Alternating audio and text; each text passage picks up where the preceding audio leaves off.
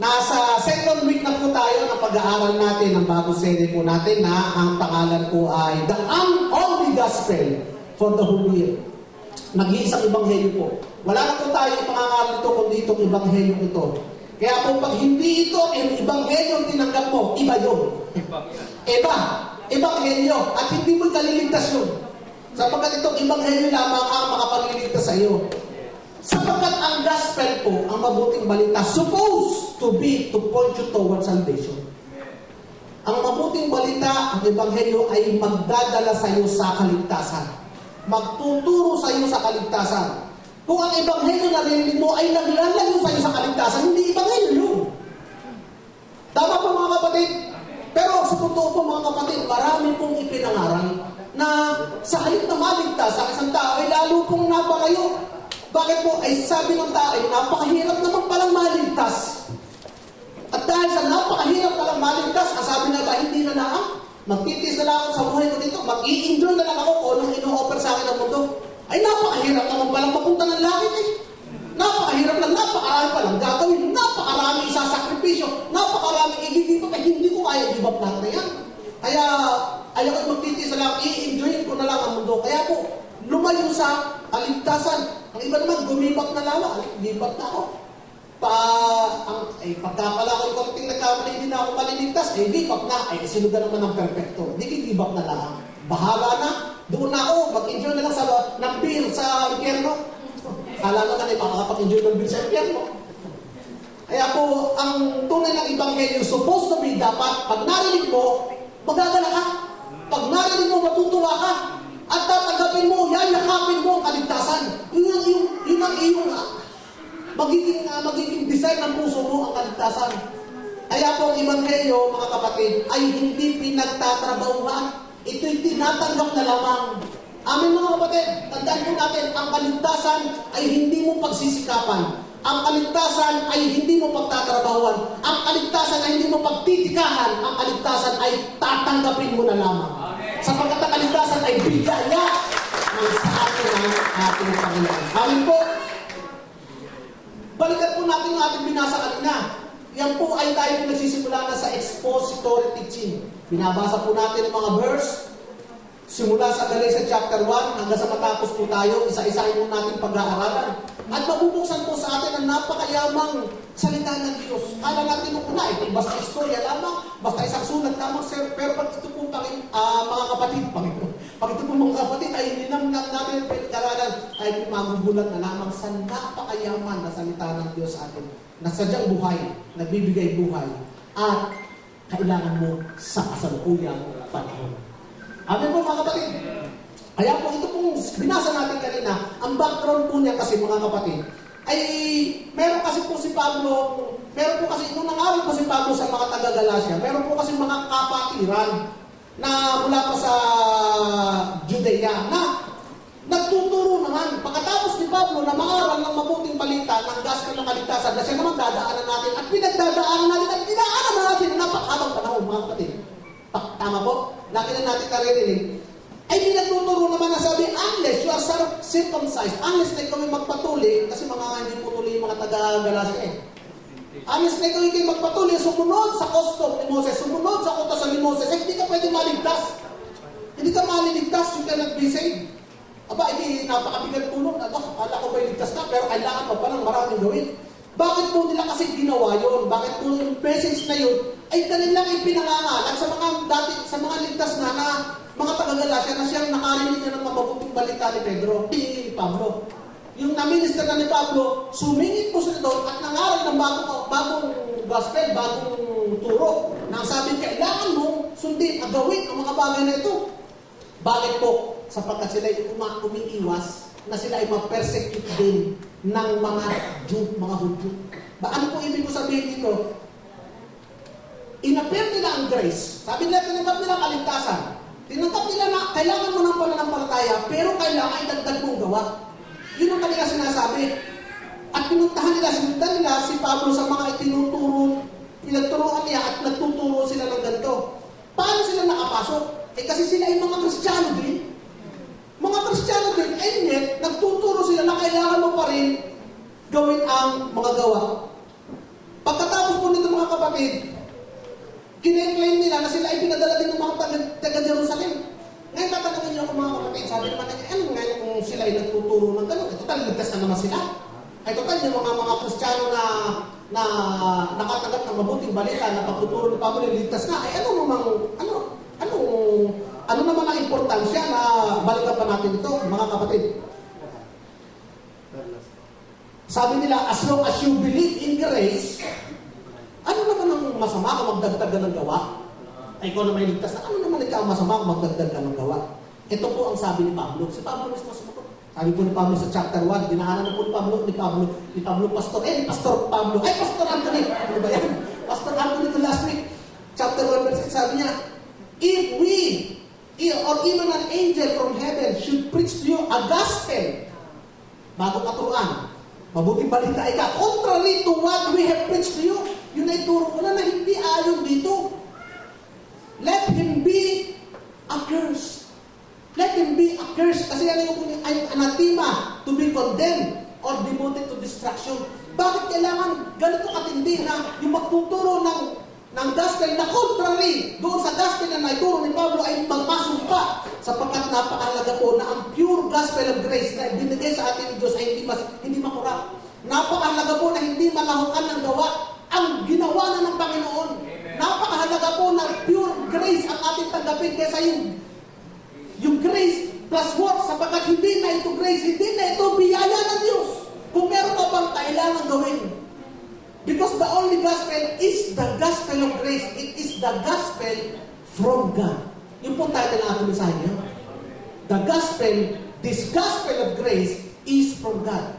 Ito pong ating pinag-aralan na, itong ating tinatanggap na at pag-aaralan pa habang panahon na tayo nabubuhay, na mabuting balita ng biyaya ng Diyos ay galing mismo sa Diyos. Tandaan po yun, galing mismo sa Diyos. At bakit naman po napakahalaga na maintindihan natin na galing ito sa Diyos? Aba, ay mga kapatid, we will bet our lives. Dito natin isusugal ang ating buhay. At ang buhay na walang hanggan kung saan ka man pupunta, dito sa gospel na ito. Kaya dapat maintindihan natin na kung ito'y galing sa tao, may problema tayo. Kung ito'y galing kung saan man, may problema tayo, hindi ka nakatitiyak. Pero kung galing ito sa Diyos, mga kapatid, isugal mo ng lahat. Ibenta mo ng lahat, ipatong mo ng lahat, iasa mo ng lahat at makasisigurado ka, nasa tama ka. Amen mga kapatid, pagpakan natin ang Panginoon. Kasi ito po hindi ginawa ng tao at hindi ginawa ng anumang reliyon. Not man-made, not man-made. Ano ba itong mabuting balita ito na alam na rin naman natin, naroon natin lahat, pero ulit-ulitin natin. Sapagkat ito'y hindi natin maaaring makalimutan. Kumuha tayo ng ilang verse, Ephesians chapter 2, verse 8 and 9. Sabi doon, God saved you by His grace when you believe. Kailan tayo naligtas? Noong tayo ay nanampalataya, ibinigay ng Diyos ang kanyang pagliligtas. Bigay! Regalo! Hindi mo pinagsikapan, hindi mo tinrabaho, wala kang kahit isang effort. God saved you by His grace. Hindi ka karapat-dapat, subalit ikaw ay tumanggap. And you cannot take credit for this. It is a gift from God. Ito'y biyaya ng Diyos. Salvation is not a reward for good things we have done, so none of us can boast about it. Mga kapatid, yung binasa natin, yan po ay direct na message ng Diyos sa iyo. Amin po mga kapatid. Kasi kung galing ito sa Diyos, ibig sabihin, ito po ay mensahe ng Diyos mismo sa iyo. You can bet your life on it that this is the Word of God. Amin po mga kapatid. Pangalawa pa, kung tayo, Romans chapter 5, verse 1, mula sa Amplified version. Therefore, since we are justified, ano ka na kayo mga kapatid? Justified ka na. Ano kayo sabihin ng justified? Acquitted. Declared righteous. Given a right standing with God. Acquitted ka na. Wala ka nang babayadan sa napananagutan. Ikaw ngayon yung matuwid na. Sa harap ng Diyos, ikaw ay tama. Right standing with God. Through faith. Let us grasp. Ano yung ibig sabihin ng grasp? For the fact that we have. Ano meron tayo sa Panginoon ngayon? Peace of reconciliation. Kapatid, hindi ka nakaaway ng Diyos. Kasundo ka na ng Diyos. Kaibigan ka na ng Diyos. To hold and to enjoy peace with God through our Lord Jesus Christ. Sino ang ating Panginoon? The Messiah, the Anointed One, mga kapatid. At ito sinasabi ng Panginoon, this is my direct message to you. Hindi na kita kaaway. Kaya pag pinagtuturo na, naku, ayan ay parusa ng Diyos sa iyo. Paano mangyayari yun? Parusa ng Diyos samantalang, bayad na ako. Kita po niyo mga kapatid, pag meron kayo natanggap na nagtuturo ng gospel na salungat dito, iwanan niyo yun sapagkat that is not a gospel. This is the only gospel because this gospel is from God. Pag may nagsabi, alay kaya dumadanas ng pahirap, ay dumadanas ng ganyan, nahihirapan ka ng Diyos para mas maging banal ka pa. Ano sabihin niyo? Mali yun. Abay, ako nakarinig ng turo sa mga bata pa. Sabi, alam nyo, pumili kayo. Yung kayo ay mayaman pero pupunta sa impyerno. O yung kayo ay mahirap pero pupunta kayo ng langit. Sagot ng mga bata, yun na pong mahirap na pupunta ng langit. Kasagot nyo, bakit hindi parehas? Pwede ka naman maging mayaman, pupunta ka ng langit. At pwede ka maging mahirap sa impyerno ka maging pupunta. Diba mga kapatid? Kasi yun ang gusto ng Diyos sa atin. Because that is the will of God. Kaya pag umaga, pwede nyo i-declare, umaga, tanghali, hapon, at hating gabi pa, at umagising ka pa na madaling araw, pwede mo sabihin, I am wealthy, I am healthy, I am wise. Hindi po yun positive word lamang. Hindi po yun positive thinking lamang. Hindi po yun wishful thinking lamang.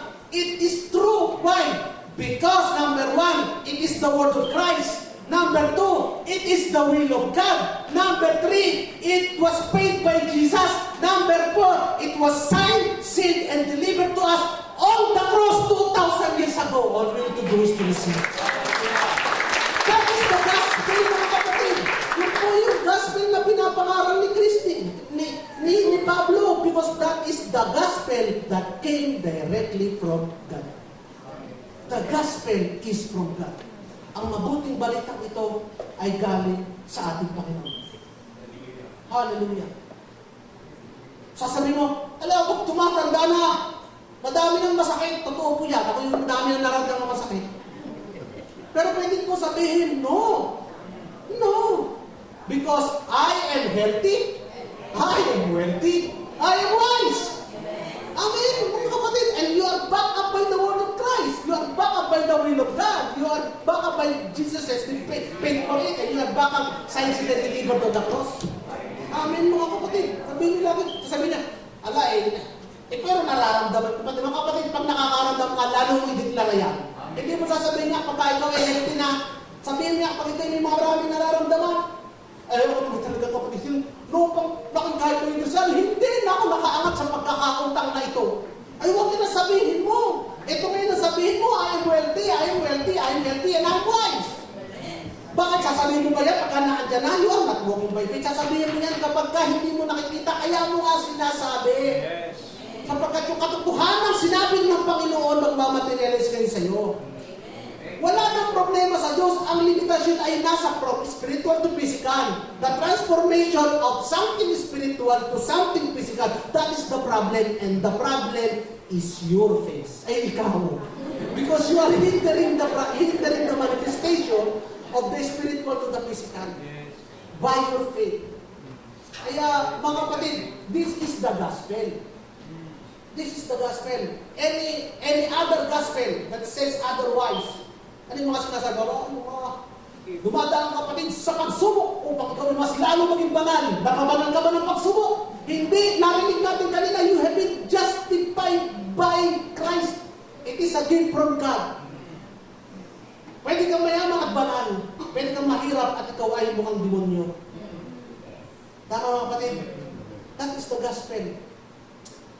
Ngayon mga kapatid, sasabihin nyo, how do we know that this gospel is really from God?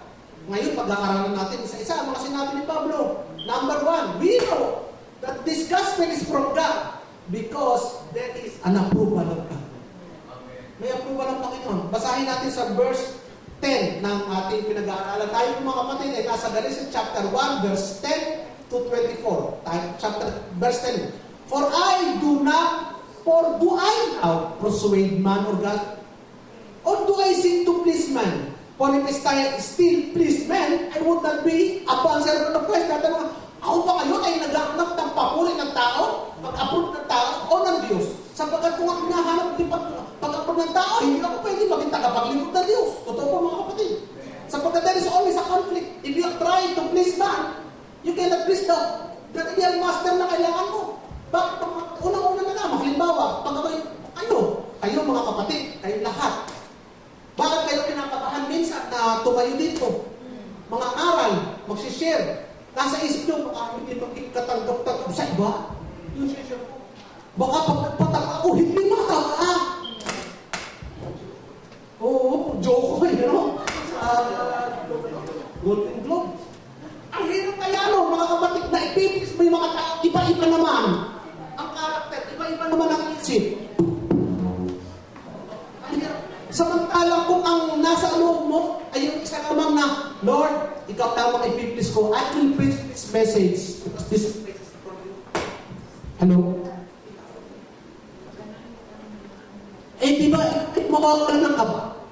Di, kahit isa, pagka nag-isip ka ng prayer, hello, like this. Ano, ikaw pang mic na ito, ano, please mo na, please mo na. Mic na lang. At you try to please man? Mic.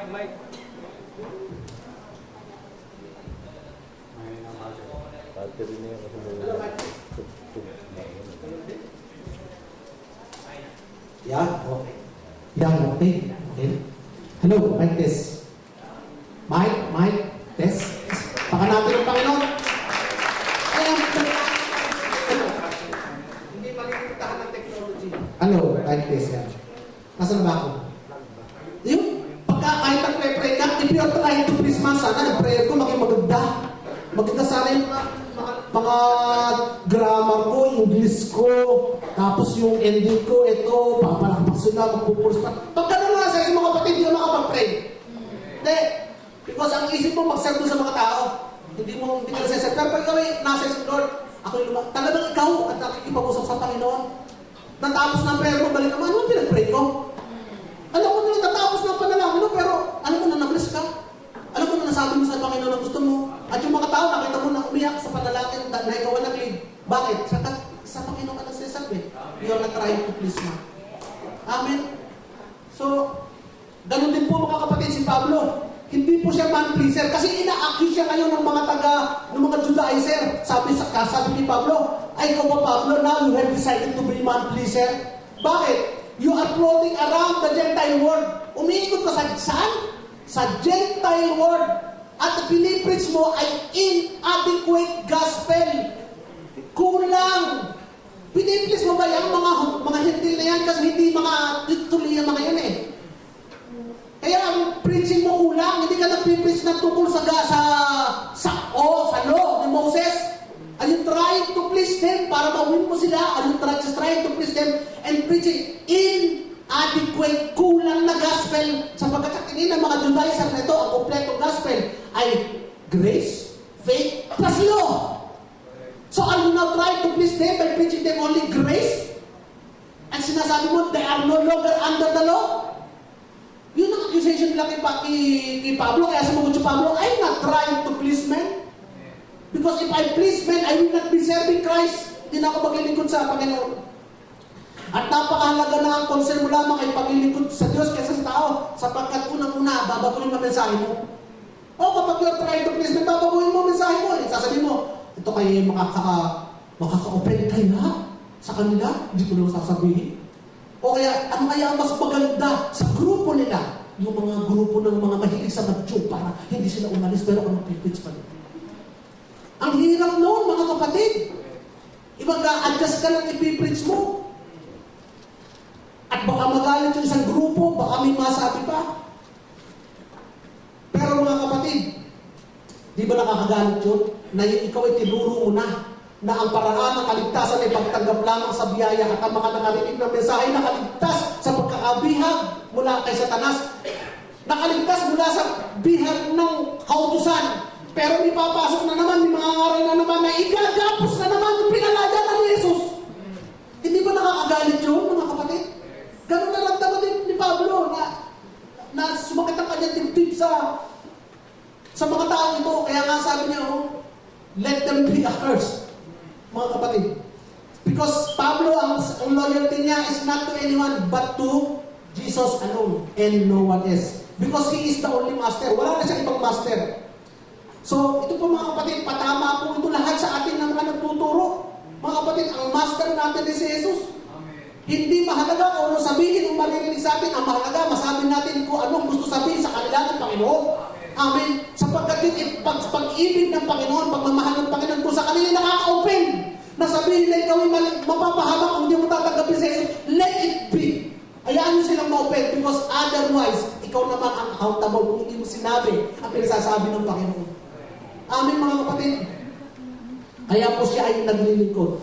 At ang maganda sa Panginoon, if you seek the approval of God, God will manifest His approval to you. If you seek the approval of God, ipakikita ng Diyos na tama, ina-aprubahan kita. Tama. Ito ang patunay na ina-aprubahan kita. Mga kapatid, ang Panginoon ay nagmamanifest ng kanyang approval. If you seek His approval, He will manifest His approval. Remember, si Moses, kinwestiyon ng kanyang kapatid, si Aaron at si Miriam. Moses, ikaw ba talaga ang hinirang na mamuno sa amin? Yan bang salitang sinasabi mo talagang tunay na galing sa Diyos? Aba, hindi. Napagaling. Pinakita ng Diyos na talaga si Moses ang kanyang hinirang. Ano nangyari kay Aaron at kay Miriam? Nagkaroon ng ketong na puti. Ang ating binibili, kesong puti. Pero sila ketong na puti. Puting-puti. Nagkaroon ng sakit at humingi ng tao. Lumapit ni Moses, pagkatapos mo naman kami sa Diyos na kami pagalingin. Nakita nila, pinatunayan ng Diyos kung sino ang kanyang tunay na hinirang. At kapag pinakita ng Diyos kung sino ang tunay niyang hinirang, ito ang tunay na mensahe kanyang pinasasabi. So hindi lamang yung mga kapatid. Paul walked in his ministry with signs and wonders. Sinundan siya ng mga signs and wonders na magpapatunay ng kanyang mensahe, na kanyang sinasabi ng kanyang gospel. Nakita natin po mga kapatid sa Acts chapter 28 verse 47, basahin natin ito mga kapatid. When the islanders saw the snake hanging from his hand, bakit? Siyempre nagsisiga si Pablo, inagat ng ahas na makamandag ang kamay. Ang sabi nila, this man must be a murderer. For though he escaped from the sea, the goddess justice has not allowed him to live. So mga kapatid, kung namatay si Pablo, kung sa oras na yun, any guess what happened? Ano na nangyari sa gospel? Patay na rin yung gospel ni Pablo. Patay na yung mensaheng dala-dala niya. Patay na yung mensahe ng biyaya ng Diyos. Balik tayo doon sa mga gawa. Patay na. Pero hindi, mga kapatid. Next. But Paul shook the snake off into the fire and suffered no ill effects. Ay, ano ngayon ang nangyari? The people expected to swell up or suddenly fall dead. To their dismay, but after waiting a long time, hindi pa namamatay hindi naman. And seeing nothing unusual is happening to him, they changed their minds. And said, ang sabi nila, He was God! He was God! Ano mo kapatid, later on, sa verse na yan, ano nangyari? Itong mga tao ito naniwala sa mensahe na dala ni Pablo. Lahat sila naligtas. And even yung leader ng lugar na ito, dinala si Pablo doon sa leader. Pinakinggan ng leader yung pinangangaral ni Pablo, even the leader ay naligtas. Because God has shown approval to Paul. Amen. God has said, tama kasi ang tinuturo ni Pablo. Galit kasi sa akin yan. Tinuturo ni Pablo kaya pinatunan. Amen. So number one, we know that this message is from God because there is an approval from God. Number two, mga kapatid, how can we know that this message is from God? The revelation is from God. Ang turong ito ay galing sa Diyos.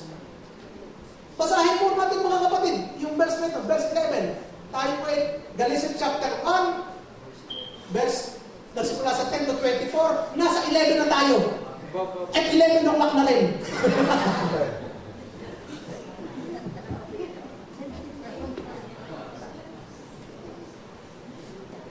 Pero naman okay naman, di ba kapatid? Kahit anong huwag natin patagalin, basahin natin. But I make known to you, brethren, that the gospel which was preached by me is man. Ulitin natin, not according to man. For I neither received it from man, nor was taught by it. Oh, but it came through the revelation of brackets mind. Kasi ibang translation ay from. Revelation of from Jesus. So, sino nire-reveal? Si Jesus? Sino nagre-reveal? Si Jesus. Kanino galing? Kay Jesus. Sino nire-reveal? Si Jesus. Sabi pa doon, pagka tumanong tayo sa verse 16, verse 16, to reveal His Son in, sa ibang translation, to reveal His Son to me. To reveal His Son in me. Ibig sabihin, sino pinakikita? Si Kristo. Paano pinakikita sa pamamagitan ni Pablo? Si Kristo in Him na reveals Christ. Mas malalim yung in kesa sa to. Pag to, ikaw ang subject, tatanggapin mo yung revelation. Pero pag in, sa puso mo mismo, bumukan ang revelation. Naku mga kapatid. But nevertheless, tama po pa rin siya. It is Christ who is teaching Pablo. At sino tinuturo? Si Kristo din. Amen mga kapatid. Pero sabi ko, to reveal His Son. His Son. Sino na yung naunsa? Sino nag-reveal? Ang Ama. Kasi to reveal His Son. So ang nagturo ay si Jesus at ang Ama. Hindi ang tao. Mga kapatid, that this gospel is both from the Father and the Son. Hindi ito man-made religion. Hindi po ito inbensyon ng tao, mga kapatid. Hindi po ito from any religious na grupo na kinaaniban ni Pablo. Hindi ito kung saan mang school na natutunan o saan mang university natutunan, mga kapatid. This is not man-made. Hindi po ito sa isang ermitanyo sa kuweba. Narinig ni Pablo na kusap sa isang ermitanyo, sa isang matanda. Hindi po, mga kapatid. Hindi po ito galing sa isang ancient book. Nabuksan ni Pablo, matandang aklat. Hindi po ito galing sa matandang scroll. Na nabuksan ni Pablo, hindi po ito galing sa microphone. Hindi po ito galing sa matandang libro na binasa niya.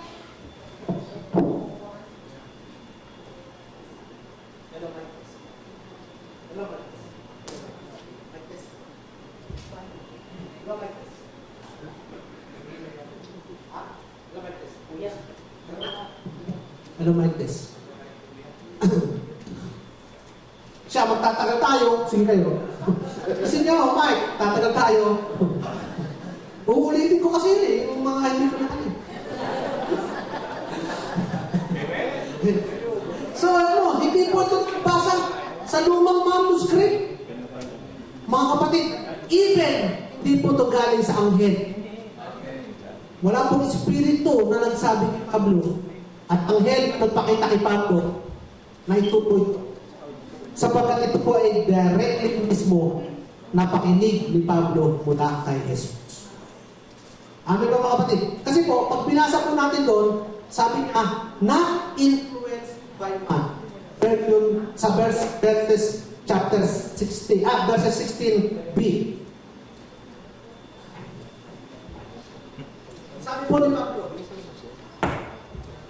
Sabi po ni Pablo, I did not immediately confirm with flesh and blood. Hindi po ako nagtanong sa kung sino mang lamang. Hindi po ako pumunta kung sa sino mang tao. Nor I did go up to Jerusalem. Hindi ako nagpunta sa Jerusalem at nakipagkita sa mga apostol para mag-confirm, para mag-approve, para magpapalinaw. Because I went to Arabia. Doon sa Arabia, wala akong Kristiyano. Ako'y namundok sa Arabia, sabi ni Pablo. Baka nagtago sa kaya ba si Pablo? At nakipag-meditate kay Jesus. Entered again to Damascus. Mga kapatid, he sought no guidance from any man, mga kapatid. Ibig sabihin, independent si Pablo ng mga oras na yun of any mature Christian na makakipag-persuade sa kanya, mag-influence sa kanya. Hindi pa siya nagpa-persuade, hindi siya nagpa-influence.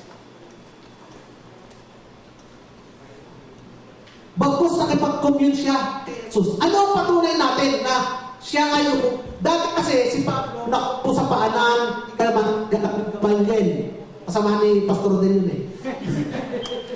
Naulog siya nagpaturo kay Gamaliel. Nakaupo siya sa paanan kasi doon siya tinuturuan habang binabasa.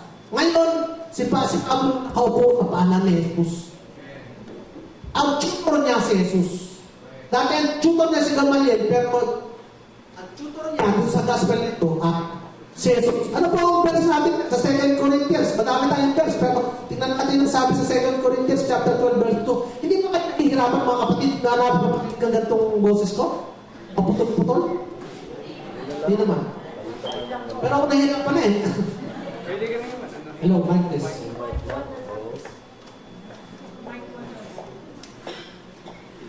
Mic 1 na lang, Pastor. Mic 1.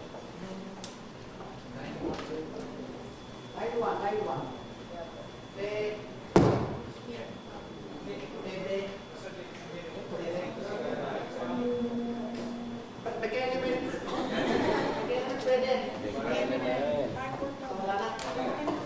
Ilang minutes yan, okay na yan. Okay, yes na. Beginning ha. Okay. Sabi sa 2 Corinthians chapter 12 verse 2, I know a man in Christ. Sino kaya ang pinag-usapan niya dito? Siya. I know a man in Christ who 14 years ago, kasi ito after 15 years na siya, itong letter na ito sa 2 Corinthians na sinulat niya. Pero tinutukoy niya dito yung encounter niya kay Jesus.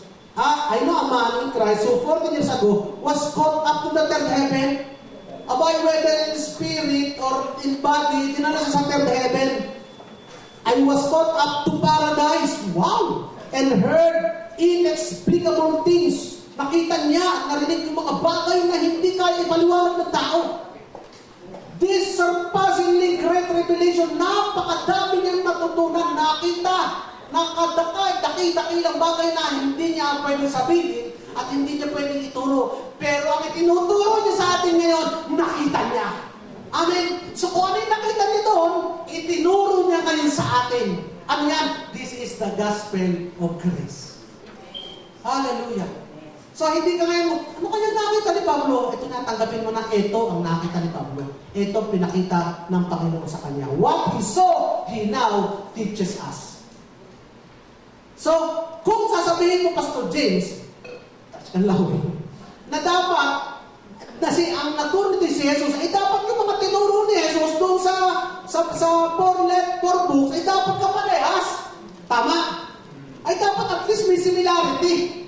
Yung tinuturo ni Pablo doon sa tinuro sa four books, Matthew, Mark, Luke, and John, na sinabi ni Jesus, meron po kapatid. Pero unang-una, ang pinakamahalaga po mga kapatid, maintindihan natin sinong audience. Sinong audience ni Jesus? Sinong audience ni Pablo? Ang audience ni Jesus, kapag si Jesus ay nangangaral sa audience na nagsasabing they stand in the law. At pinagyayabang nila yung kanilang mga nagawa, at pinagyayabang nila yung kanilang religion, pinagyayabang nila yung kanilang righteousness. Ano ang ginagawa sa kanal ni Jesus? Sinasabi, kakulangan ng inyong mga ginagawa. The shortcoming of your law, the shortcoming of your righteousness. Ganun naman ang pinakikita sa kanal ni Jesus. Kung pag sinabi, ako'y mabait, aba, ang kabaitan may kulang pa. Sapagkat ang kabaitan na reward ng Panginoon ay mataas pa. Anong purpose noon? Para sila ay pumunta kay Jesus. Pero doon sa mga tao na humble, na nag-i-expect lamang kay Jesus ng pagpapatawad at kapatawaran at kaligtasan, God is so generous. Jesus is so generous in giving it and showing it. Tingnan natin ng ilang verse, mga kapatid. Sabi dun sa Lucas chapter 15, baka sabihin nyo na, si Pablo at si Jesus ay magkaibang tinuturo. No, si Pablo hindi nagturo ng bagong gospel. Si Pablo ay tinuro niya yung gospel din na sinasabi na ni Jesus noon pa. Bago pa siya mapako sa krus, sinasabi na niya, I am now introducing to you the way of salvation. I am introducing to you the way, the new covenant way, which is by grace. Ito ngayon na tinuturo ko. Pag pinasa natin sa Luke chapter 15, alam nyo na lahat ko ano yung story sa Luke chapter 15, the prodigal son. Mga kapatid, yung prodigal son, pinakikita nun yung pinakamalupit na kasalanan ng tao. Pinakamalupit na kasalanan. Yung nag-turn back itong anak na ito sa kanyang ama, kinuha ang kanyang kayamanan ng mamanahin niya mula sa ama. Ibig sabihin, nakipagputol sa relasyon sa ama. Hindi na ako, ayaw ko na ng relasyon sa inyo, ako mag-independent na. At inubos yung kanyang namana sa kanyang ama. Pagkatapos nung nandun siya sa pinakarunok ng pinakamababang posisyon na kumakain ng pagkain ng baboy na isip niya kanyang ama. Bumalik siya at naisip niya, doon nga sa bahay ng aking ama, even the slaves, ay mas masarap pa kinakain kaysa dito. Bumalik siya sa kanyang ama. Ano na yung ama? The Father represents Jesus. The Father represents Jesus. Doon sa mga parable na ito, ang pinakikita, malayo pa yung anak, bumabalik na yung ama, bukas na ang kamay, tumakbong papunta doon sa anak. This is Jesus showing His grace. At anong ginawa? Bago pa makapagsalita ang anak, ang ginawa, niyakap na ng ama, hinalikan na yung anak, binalot ang sarong ng cloak na symbolizing yung muling pagtanggap bilang membro ng pamilya, isinuot ang magsingsing, pagpapatunay na muli kang binibigyan ng authority as part of the family, isinuot ang tsinelas sapagkat ang walang tsinelas ay sa mga slave lamang at ang mga anak ang may tsinelas. Mga kapatid, ano ang ibig sabihin nito, mga kapatid?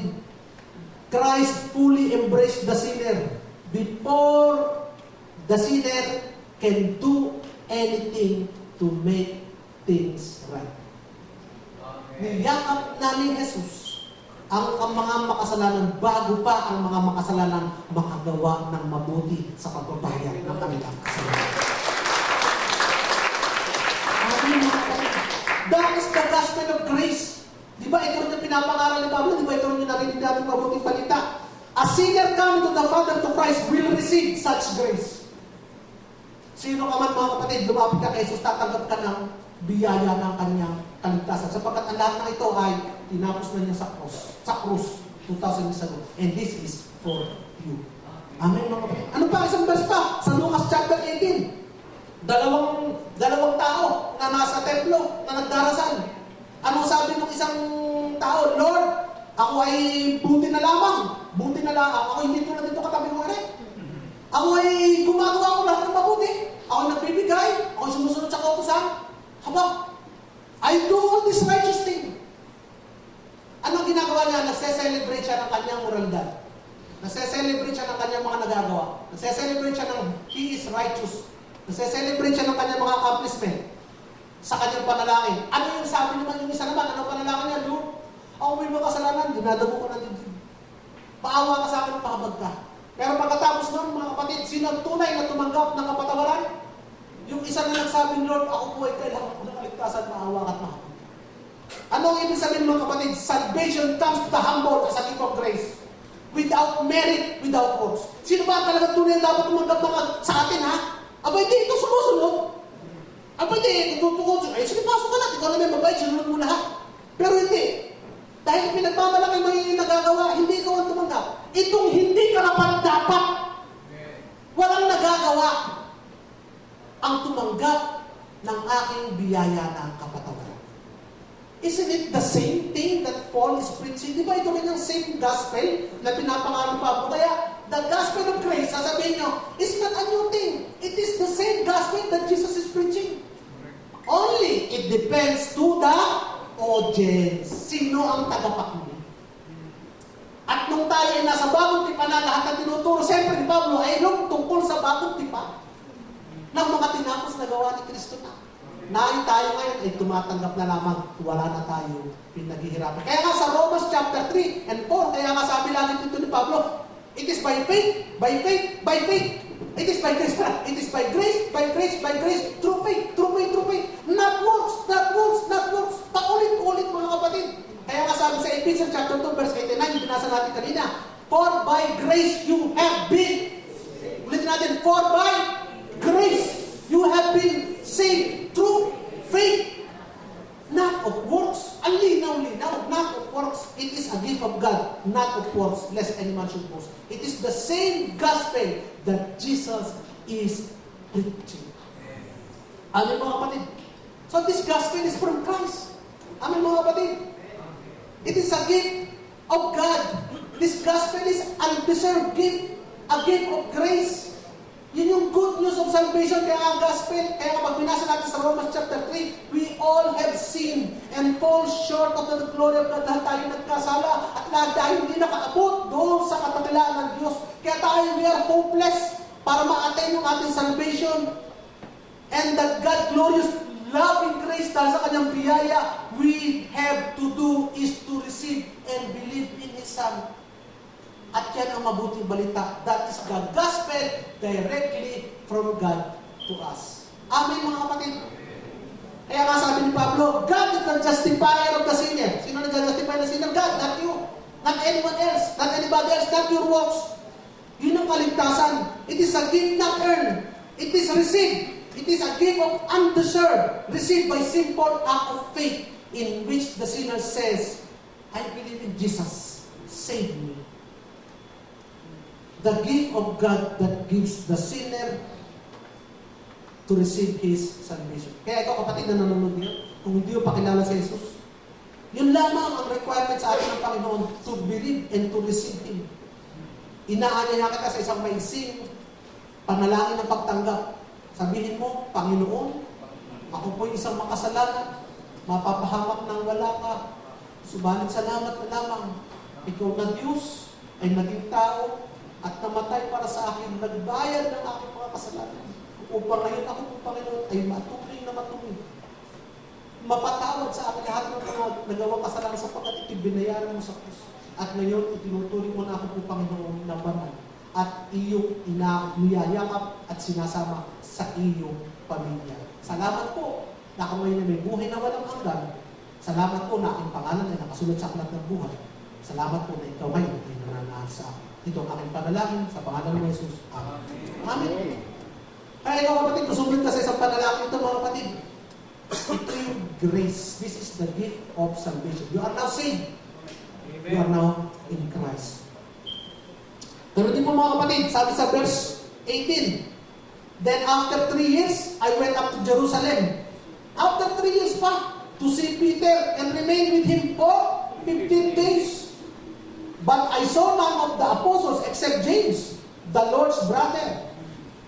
Now concerning these things I write to you, now concerning the things which I write to you, indeed, before God, I do not lie. Hindi ako magsisinungaling totoong lahat ito. Sabi ng mga kapatid, after 3 years pa, ano ginawa niya for 3 years? Eh di yun, nakipag-meditate kay Lord, nagpaturo kay Lord for 3 years. Ang mga disciple, mga kapatid, ilang taon sila tinuruan ni Jesus? 3 years din. Hindi nyo nakita nyo ang similarity? Directly tinuruan ng mga disciple si Jesus. Directly tinuruan ni Jesus. Ang mga disciples, directly tinuruan ni Jesus si Pablo. Amen. Hindi nagpaturo si Pablo sa mga disciple. After 3 years pa nga siya nagpunta eh. At nakipagkita siya kay Pedro for 15 days. Sa loob ng 15 days, sa tingin nyo, ano kayo pinag-usapan nila? Sharing lang. Nagano lang. Kamusta naman doon sa Arabia? Dahil bang ipis doon? Ganun ba ang pinag-usapan nila? Kamusta naman dito sa sa Jerusalem? Dahil bang makakain dyan? Ganun ba? Hindi. Kapatid, si Pablo, in-senior niya. Tinuro sa kanya ng Panginoon. Kaya nga sabi ni Pedro, doon sa later letter niya, sabi niya, about the teaching that Paul preaches, which for me even is hard to understand. Siya mismo nahirapang maunawaan eh. Kaya nakiayon sila lang. Talagang hindi nila ma-influensya si Pedro, si Pablo, na baguhin. Saan ba sinasabi? Tama si Pablo nga, si Paul. Na baguhin. Even si James, nung nakausap si James po ay leader ng Jerusalem Church. Siya yung pinaka-senior doon. Ay, sa halip na, Pablo, baguhin mo yung turo mo. Sasabihin mo, hindi na tayo susunod sa kautusan. We are no longer under, madaming mga Hudyo dito. Pero hindi. Si James mismo sumulat, to the brothers, let us not burden the Gentiles by Mosaic law. Huwag mo natin sila kabalahin ng mga kautusan. Yun ang sinabi ni James, yun ang letter na para sinusuportahan niya. I support your gospel. That is the correct gospel. Amen mga kapatid. So, this gospel is from God. Pangatlo, how do we know that this gospel is from God now? Number 1, there is the approval of God. Number 2, the revelation comes from God. Hindi nanggaling sa anumang tao, sa anumang literature, sa anumang saksi. Hindi niya nabasa sa bato. Sa mga artifacts, sa mga historical tablets, hindi niya nabasa doon. Hindi siya nag-download sa internet. Hindi na i-share sa Facebook, hindi. Directly downloaded from Jesus to Pablo.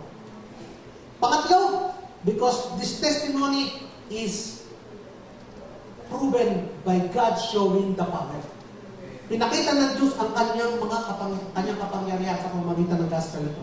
Kaya, besides yung mga signs and wonder na sumusunod kay Pablo saan man siya pumunta, ano yung number 1? Manifestation of God's power na tunay na ang mensahe hindi galing sa Panginoon. Number 1, He changed the man. By grace, He changed the man. Binago niya si Pablo. Basahin natin mga kapatid, verse 13. For you have heard of my former conduct in Judaism, how I persecuted the church of God beyond measure and tried to destroy it. Talagang hindi lamang yung pag-persecute na may limit, beyond pa doon sa limit. Kung hanggang kaya, sasagadin niya. Kung yung batang yan ay naniniwala sa gospel niya, ipapatay ko yung batang yan, beyond limit. And I advance in Judaism. Isipin niya si Pablo ay advance na dyan pa sa Judaism. Yung mga kapares niya, yung mga contemporary niya, ay siya yung number 1. Kumbaga siya ang ace. Siya yung creme de creme, cream of the crop. Siya yung number 1. Kung may cum laude, siya yung summa cum laude ng Judaism. Siya yung panlaban. Top na top siya. Being exceedingly zealous for the tradition of my fathers. Zealous, mga kapatid. Yung desire sa puso ay talagang hindi papayag na hindi magagawa. Because yung sa puso nila nag-uumintin yung pagnanasang may patupad. Itong katulong ito. Nandoon. Ganun si Pablo dati. Kaya kapag tinignan mo, sabi ni Pablo, parang tingnan niyo naman ako bago ako na-convert. Tingnan niyo ako nung dati. Hindi niyo ba naintindihan yan? Ako'y legalist. I breathe the law. I exhale the law. Kabisado ko yung kautusan niya. Kaya hindi maaaring ichikwera ko lamang ang kautusan. Hindi maaaring babaliwalan ko lamang yung kautusan. Kasi nung araw, ganyan ako, sabi ni Pablo. I'm steeped in legalism. Anong sabihin ng steep? Napakataas ko sa legalism. Deeply as someone compassionate. Wala nang tataas pa sa akin. I was more zealous than everyone around me. Hindi niyo pwedeng tawaran ng aking ang siji ng aking puso sa paglilingkod sa aking relihiyong Judaismo. I'm a Pharisee of Pharisee. Pharisee na, may Pharisee pa. I'm a Pharisee of Pharisee. Kung Phariseo ka na, okay na yun. Pero ikaw Phariseo ng mga Phariseo, ano ibig sabihin nun, mga kapatid? Super tindi ka. Kung ikaw ay magtuturo ka na, pero hindi magtuturo ng mga magtuturo, abay matindi ka. Phariseo ng mga Phariseo. And they were the extremes of extreme. I was deep into Judaism. Sipin nyo, he is so steep and he is so deep in Judaism. Napakataas sa Judaism. Napakalalim sa Judaism. I was a persecutor of Christian. Kasi yung mga Christian, nakikita ang binablasphemy nila. Ang Judaism, binablasphemy, sinasabi nila na hindi na kailangan. Ano ko sa? They are blaspheming them. I hate them. Patayin ko sila. Hindi sa dapat. Wala silang karapatan sa mundong ito.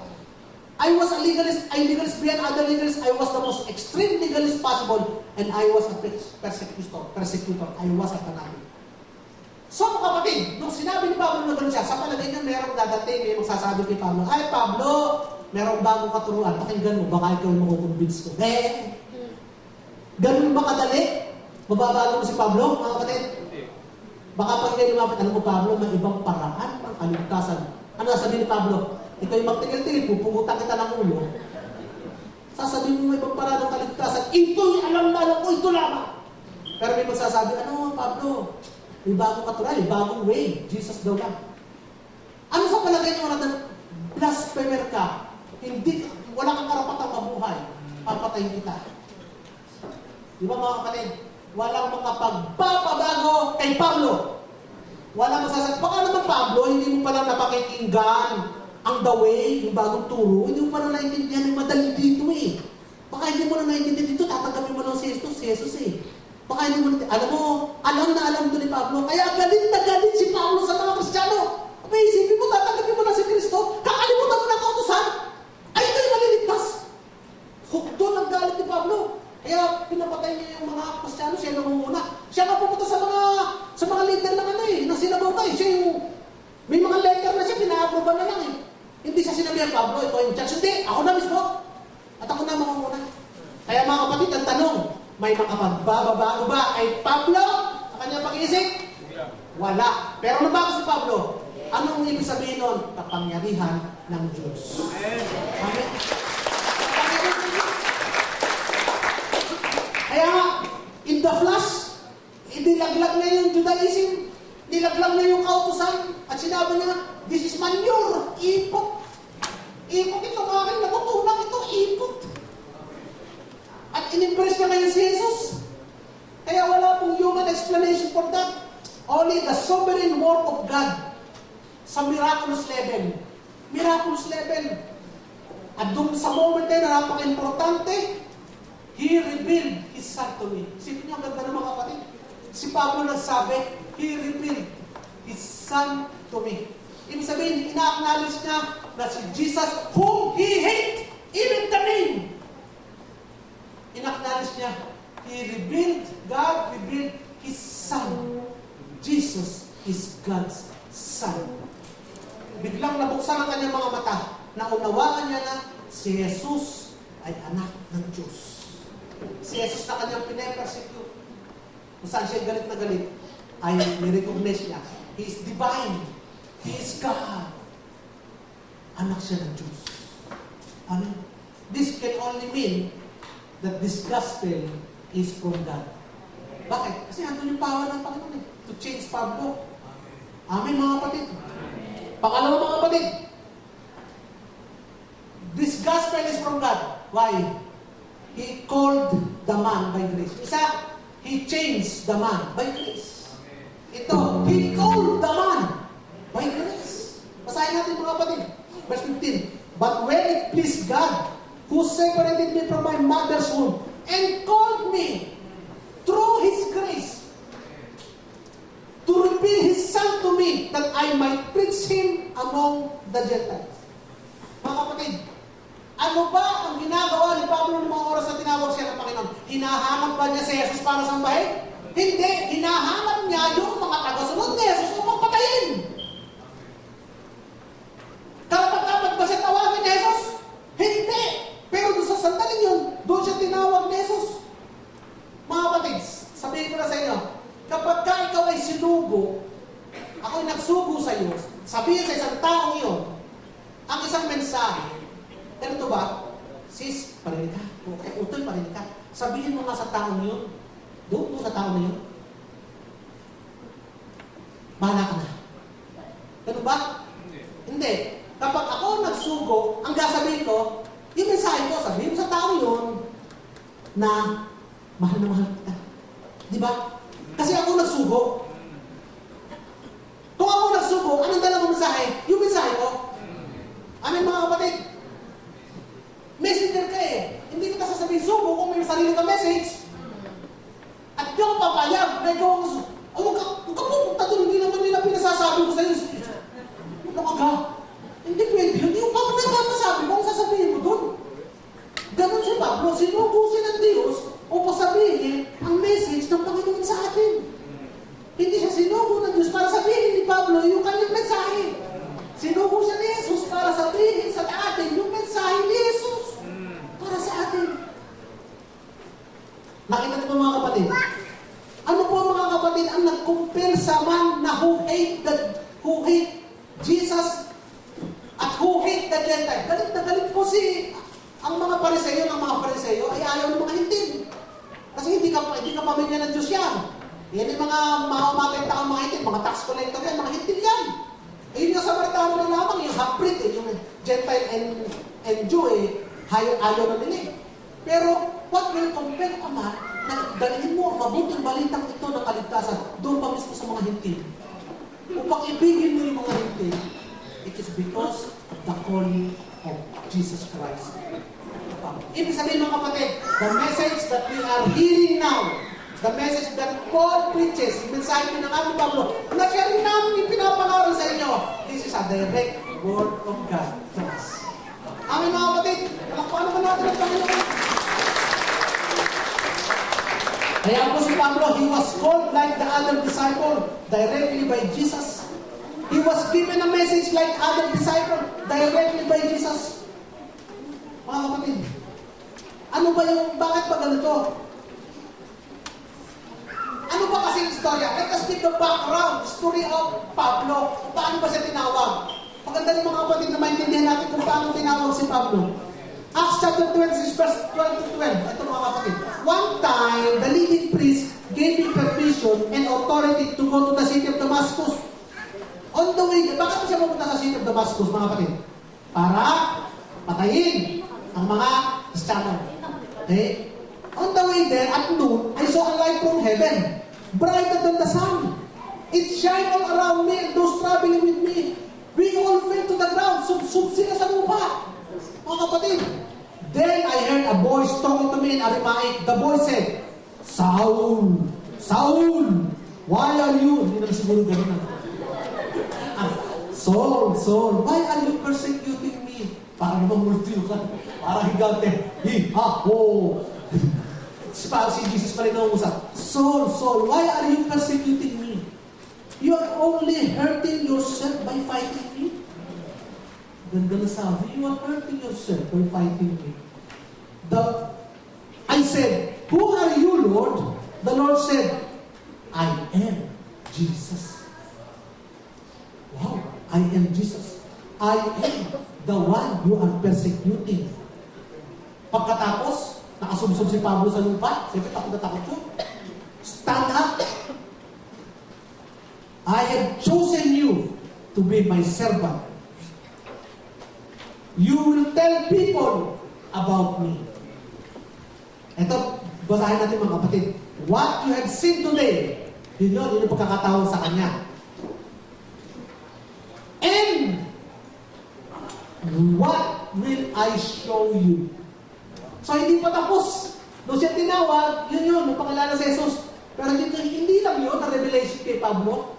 Napakarami pa. Because sabi dito ni Jesus, what will I show you? Future pa. Marami pa akong papakita sa'yo. This is why I have come to you. I will keep you safe from your own people and from the non-Jews. Ibig sabihin ng mga Gentile. People, the one I am sending you, yun. Doon siya pinadala sa mga Hintil. You will make them able to understand the truth. They will turn away from darkness into light. They will turn away from power of Satan. They will turn to God. Their sins can be forgiven. And they can be given a place among God's people. Those who have been made holy by believing in me. Paano naging holy? They were made holy by believing in me. At ang sabi, you are bring this message. Anong magiging resulta? They will turn away from Satan. They will turn away from the darkness of light. They will turn away and they will turn to God. And their sins can be forgiven. And will be given a place among the people. Mga kapatid, tayo yung hintin na yun. Amin yun. Tayo yun. We are now in a place among His people. We have been made by believing in Him. We have turned away from Satan. God has set us free from Satan. And now, we are into the community, the family, the body of Christ. Amen. Amen. Ito po yung gospel na tinuro ng Panginoong Jesus kay Pablo. At marami pa. At marami pa. So, ulitin ko, ano pong ginagawa ng Pablo nung panahon na yun? He was persecuting Christ, and yet, God called him. Karapat-dapat mo siya tawagin? No. He does not deserve. Siya yung worst enemy, and yet God chooses him and called him. Ano tawag ito mga kapatid? Biyaya. Grace. Amen mga kapatid. Pag dumaan ka ng mga kapatid, ma-recognize mo sarili mo. Kasi Pablo nga, tinawag. Pinatawad ng biyaya ng Panginoon. Sigurado naman ako din. Salamat po Panginoon. Kaya po po tinuro po yung Chris. Salamat po sa mabuting balita ng biyaya. Last, number 3. It caused the man. Yung isa, he changed the man by grace. Pangalawa, he called the man by grace. And number 3, he caused the man by grace for His glory. Ano ibig sabihin mo? Basahin natin yung verse 21. Malapit na tayo mga kapatid. Afterwards, I went into the regions of Syria and Cilicia. And I was unknown by the face of the churches of Judea which were in Christ. But they were hearing only. Ito ka na narinig. He who formerly persecuted us now preaches the faith which he tried to destroy. And anong result mga kapatid? Anong result? Anong kinos niya? Glory to God. Nagpuri ang mga tao sa Panginoon. Nagpuri because of Pablo. People praises God. Nagpasalamat sa Panginoon. Nagpuri sa Panginoon. Kaya yung buong churches doon sa Galacia, nagpuri sila sa Panginoon. Sino yun? Yung dati natin kaawa, yung kinatatakutan natin. Yung kamay ng kamatayan na, pinapangaral na yung ating din. Pinaniniwalaan ng pinananampalataya ng mga kapatid. Hahanap ko yan, thank you Lord. Amin mga kapatid. Ang tanong mga kapatid, are we causing the same to others? Yan naman. Ikaw ba mga kapatid, kapag ikaw ba'y nakilala ng iba, ang dala-dala mo ba ay pagpapala o ang dala-dala mo ay salanta? Ikaw ba'y nagdadala ng pagpapala o nagdadala ng salanta? Pag nakilala ka ba nila, napagpapala ba sila o nagdurusa? Kapatid, sa atin, kahit sa mga paglilingkod minsan, kasi nakakalimutan natin na dapat tayo ay maging dahilan ng pagpapala. Tayo ay mag-cause ng mga tao magpuri sa Diyos. Alam niyo, meron kong makikita mga brothers and sisters, kapag nakikita ko yung buhay nila, kapag nakikita ko yung mga ginagawa nila, kapag nakikita ko yung nabago nilang asal, ako nakapagpupuri, salamat ka ng Panginoon sa buhay nila na kinos mo na ma-change. Dahil sa biyaya mo, Panginoon, napakaganda sila example. Nakapagpupuri ka, napakasarap nilang kasama. Buti na lang nakilala ko sila. Buti na lang, Lord, hindi ka bahagi namin sila. O ikaw kaya yung ganito, nagsesend ka sa Panginoon, pero may dala kang walis, ay, ang pagsusudumi ng mga paa ng mga naupo din kayo, hindi na kayo susunod pa upo, hindi yan. Nakita ang dudumi ng paa niyo, hahagupitin ko kayo. Ikaw ba kayo? Tapos, akit ka dito, magte-testify ka, salamat na lang, Panginoon, binigyan mo ako ng kalaka sa mga paglingkod. Ay, wala mag-e-amen sa'yo. Walang mag-e-amen kasi sabihin ka, Lord, ba't mo pa binigyan ng kalakasan yan? Yan mo ko yan. Ay, ang sama ng asal, hindi na dapat namin binigyan pa ng kalakasan para kami paglingkuran, hindi naman kalupit. Ay, hahagupitin kami pagka yung upuan namin hindi tuwid eh. Pag-alis na kami mga upuan niya, ituwid ninyo. Pag hindi, hahagupitin ko kayo, ihahagupit ko sa inyo yung bugtot ng pagi, hindi na pagkahalupit. Ay, pagpapalagaan, magiging dulot. Hindi yung pagdurusa. Kaya, pagka gano'n, hindi ka nakapagpupuri sa Panginoon. Galing mo mag-share, mag-testify, buti ng Panginoon. Pero ang asal mo naman, ang gawin mo naman, ang ugali mo naman, hindi naman nagpapakita talagang tatrabaho mo ang kapangyarihan ng Panginoon sa'yo. So, hindi sila nakapagpupuri sa Panginoon. You are not causing people to praise God. You are not causing people to give glory to God. Ano ang nangyari kay Pablo? By his change na ginawa ng Panginoon, naglusunta sa pagpupuri, sa pagdakila sa Panginoon. Mga kapatid, hindi po ako nagpapatama. Sapagkat may expository teaching. Hindi po ito topical. Hindi ako makapagpapatama dito. Sinusunod ko lang mga talata ng verses. Kaya sasabihin niyo, ito po mga kapatid na hindi patama. Ito ay pangungusap na ng Panginoon sa atin. Kinakausap na po tayo ng Diyos ngayon. Sasabihin ay ako naman, hindi ako naman kinakausap ng ganyan ng Diyos. Ngayon, kinakausap ka na sa mga mensahe. Mga kapatid, tumingin nga kayo sa inyong katabi, bago nyo sabihin ng salita ito, bago nyo sabihin, kinakausap ka ng Diyos. Bago nyo sabihin, hintayin nyo muna matapos sa bawat isa. Pag sinabi nyo, hindi yung catch tayo, sabihin nyo sa katabi nyo, kinakausap ka ng Diyos. Sabay magsasalita, kinakausap ka ng Diyos.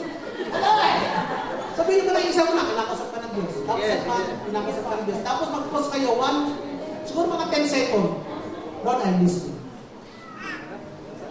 Ready? Ganun kayo katabi. Ganun sasabihin nyo ha. Usap ka ng Diyos. Tapos hintayin nyo muna. Mga soldiers, then pause. 10 minutes. Sabi nyo, Lord, ready? Get set, go.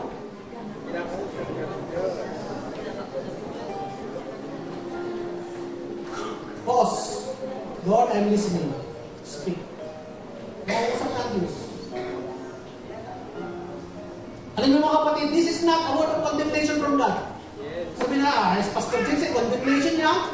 Ika muna, ako tinatamaan ka, hindi condemnation to.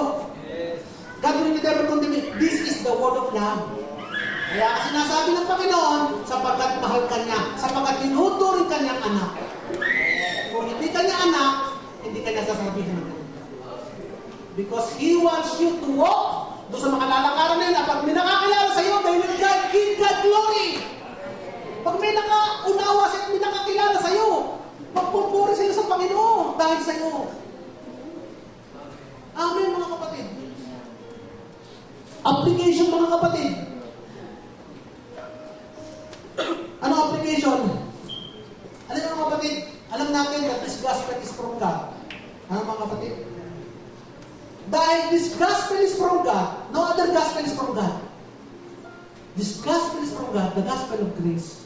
Buksan natin ang ating isip about grace. Buksan natin ang ating puso. Nakanin natin, hayaan natin na pumasok sa isip ko. All about the grace of God. Punuin natin ang ating puso. Punuin natin ang isip. At kung meron naman maririnig kayo na ibang katuruan, kung kayo nakikinig pa kung kanino dyan, nag-YouTube at napunta sa ibang church, para makarinig lamang ng mensahe, hindi naman biyaya ng Panginoon. Sarahan nyo naman ang inyong isip. Sarahan nyo naman ang inyong puso. Kumuha kayo ng padlock nyo. Isusin nyo yung padlock. Tapos yung susi ng padlock, yung baliin, inyong dikdikin, yung tapak-tapakan, i-hagis nyo sa gitna ng dagat para hindi na muli mabuksan. Sapagkat kapatid, kaya marami iba nakatanggap na ng biyaya ng Panginoon. Pero hindi siya rarahan ng isip sa ibang katuruan na sinabi na hindi naman eh. Yan naman eh, depende sa religion yan eh. Yan naman depende sa church. Ayun, napaniwala na. Dati nagsisimba dito, nagpupuri sa Panginoon, wala namang belo. Ngayon, kailangan mo magbelo bago mag-pray. Dati naman nakakapagsuot ng ayos ng pantalon. Eh ngayon, kailangan na dapat mahaba ang kanyang bestida bago siya mag-pray. Nabihag na ulit. Dati naman, asarap-sarap magpuri, kahit may drums. Ngayon, ayaw na ng may drums. Kasi nagtatawag doon ng demonyo. Ano nangyari? Kasi hindi sinahan ng isip sa ibang katuruan. Kagaya ng mga taga-Galacia. Tinuro na ni Pablo, nakinig pa sa ibang katuruan. Tandaan ninyo, mga kapatid, that the only gospel is the gospel of grace, because the only gospel is the one that came directly from Jesus Christ. Hallelujah. Kaya mga kapatid, how do we know that this gospel is from Christ? Unang-unang, there's an approval of God. Number 2, it's the manifestation of the power of God. Binago niya ang isang tao, tinawag niya ang isang hindi karapat-dapat. Ano pa? At nagdulot ito ng papuri. Patatlo, this revelation comes from God. Hindi kahit sa anong libro, hindi kahit sa anong book, hindi kahit anong sekta. At mga kapatid, anong takeaway natin? Our takeaway is the gospel that Paul preached, the gospel of grace, the gospel of Christ, the only gospel, and it's not from man, but truly from God. So, ang gawin natin mga kapatid, receive it, believe it, live by it. Puri natin